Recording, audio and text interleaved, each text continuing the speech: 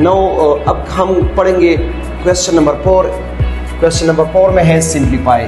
अब देखो हमें रेडिकल पाम गिवन होगा और रेडिकल पाम को हम सिंप्लीफाई करेंगे। सिंप्लीफिकेशन के लिए हम क्या करेंगे, क्वेश्चन गिवन है 125x cube root of 125x, simplify करेंगे क्यूब रूट ऑफ 125x लेंगे। देखो स्क्वायर रूट या रेडिकल साइन की ये प्रॉपर्टी है कि अगर आपके पास 2 या 2 से ज्यादा नंबर रेडिकन हो, प्रोडक्ट में हो, तो ये रेडिकल साइन हम एक को मल्टीप्लाई दूसरे को दे सकते हैं। अब अगर आप देखें मेरे पास 125 और x मल्टीपल में है तो क्या करूंगा, ये क्यूब रूट 125 को अलग मिल जाएगा और ये x वेरिएबल को अलग मिल जाएगा।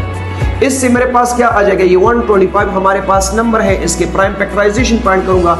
125 डिवाइड हो रहा है 5 पे, तो यहाँ पे आ जाएगा 25 मल्टीप्लाई 5 या 2 5 10, यहाँ पे 2 कैरी हो जाएगा, 5 5 25।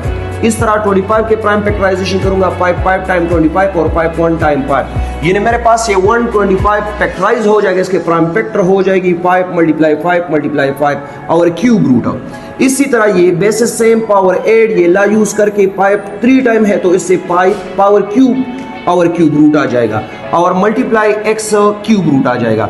हम ने पढ़ा है कि अगर किसी भी नंबर पे पावर हो और सेम वही आपके पास रेडिकल हो तो ये दोनों कैंसिल हो के आपको क्या देगा, वही नंबर। ये मींस मेरे पास a है, इसका पावर n है और ये nth रूट है, तो ये n nth रूट इनवर्स है, ये कैंसिल हो के मुझे a देगा। इसी तरह मेरे पास क्यूब रूट है, क्यूब और क्यूब रूट इनवर्स है, कैंसिल हो जाएगा, मुझे क्या देगा, 5 देगा और यहाँ पे आ जाएगा x ये क्यूब रूट ऑफ x। अब cube root of x simplify नहीं हो रहा, ये आपके पास आंसर होगा। इसी तरह अगर एक क्वेश्चन में दे दूं ना, इससे लो बेस्ट क्वेश्चन है हमारे पास, cube root of 200xy divided by 4x। तो सबसे पहले क्या करेंगे, रेडिकल साइन में हमारे पास रेडिकन में अगर एडिशन मल्टीप्लिकेशन डिवीजन सब्ट्रैक्शन जो कुछ हो और सिंप्लीफाई हो सकता है तो हम इसको सिंप्लीफाई करेंगे। तो फर्स्ट वन में इसके इंटरनल ये डिवीजन है तो डिवीजन सिंप्लीफाई करवा दूंगा। क्वेश्चन लिखा मैं 200xy डिवाइडेड बाय 4x इस तरह भी लिख सकता हूँ या 200xy बाय 4x लिख सकता हूँ। अब मेरे पास 200 है तो अगर आप देखें ये 200 और 4 इसमें कॉमन फैक्टर 4 यानी ये दोनों 4 पे डिवाइड हो सकता है, तो 200 को लिखा कि ये 4 मल्टीप्लाई 50 साथ में multiply x multiply y divided by 4xy है। अब ये 4 कॉमन फैक्टर ऊपर नीचे कैंसिल होगा, 4 डिवाइडेड बाय 4 मुझे 1 देगा, इसी तरह x डिवाइडेड बाय x भी कैंसिल होके 1 देगा। तो क्या रह गया, 50 रह गया, साथ में वेरिएबल y रह गया और इसका हो गया क्यूब रूट। मजीद ये सिंप्लीफाई नहीं हो रहा। अगर अब देखें ये 50 परफेक्ट क्यूब नंबर नहीं है, इसी तरह ये y भी हमारे पास ये लीनियर यहाँ पे y पावर 1 है, तो ये आंसर हम यहाँ पे छोड़ेंगे, ये मेरा आंसर होगा। नो सिंप्लीफिकेशन से रिलेटेड एक और क्वेश्चन है, इससे लो बेस्ट क्वेश्चन है, गिवन है cube root of 27x y and z।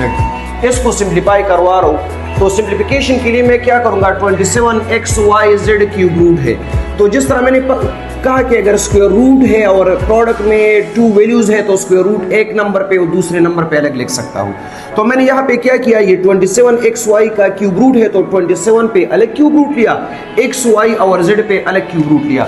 यहाँ पे अगर आप देखें आप x का अलग क्यूब रूट, y का अलग क्यूब रूट, z का अलग क्यूब रूट ले सकते हैं, लेकिन चूंकि अगर आप देखें x का भी पावर 1 है, y का भी पावर 1 है, z का भी पावर 1 है, तो ये सिंप्लीफाई नहीं हो रहा, तो दोबारा इसको फिर हम x y z whole cube root बनाएंगे। तो इसलिए इसमें मैंने कंबाइन क्यूब रूट लिया। 27 पे इसलिए लिया कि यहाँ पे क्यूब रूट सिंप्लीफाई हो रहा है, केस सिंप्लीफाई हो रहा है, क्यूब रूट के प्राइम फैक्टराइजेशन करवा दे, तो 3 9s are 27, 3 3s are 9 और 3 1s are 3, यानी 27 मेरे पास इक्वल है 3 मल्टीप्लाई बाई 3 का क्यूब रूट। 3 टाइम मल्टीपल में होगा तो आपके पास 3 पावर 3 बन जाएगा और cube root multiply x y z का क्यूब रूट, ये क्यूब रूट कैंसिल हो जाएगा, मुझे 3 सिंप्लीफाइड होके 3 रूट से आजाद होके यहाँ पे यानी 27 क्यूब रूट 3 देगा और यहाँ पे cube root of x y and z, ये मेरे पास सिंप्लीफाइड आंसर होगा।